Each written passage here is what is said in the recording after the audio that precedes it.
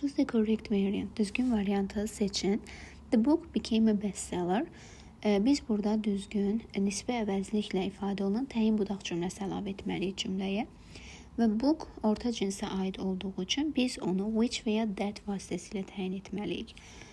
Daha sonra burada A variantındakı səhvləyimiz was writing yazırdı tərcüməsini verir. Qrammatik və tərcümə baxımından doğru deyil artıq. Yəni birbaşa xəbər, daha sonra yenə xəbər yaza bilmirik cümləyə. B variantında what qeyd olunmuşdur ki, biz isimlərdən sonra what istifadə etmirik. Çünki what bağlayıcı əvəzlikdir, nisbi əvəzlik deyil. C variantında which was written in the 18th century. Düzgün cavabımız C variantıdır. Qeyd etdiyimiz kimi orta cinsdəki isimlərimiz which və ya that vasitəsilə təyin olunur ki, tərcüməmizə əsasən 18-ci əsrdə yazılmış kitab ən yaxşı satışçı oldu mənasını verəcək bizə. Who, whom ifadəsində isə biz canlı isimlərdə who və ya whom nisbə əvəzliyindən istifadə etdiyimiz üçün D və Y variantları artıq yanlış götürülür. Düzgün cavabımız C variantıdır.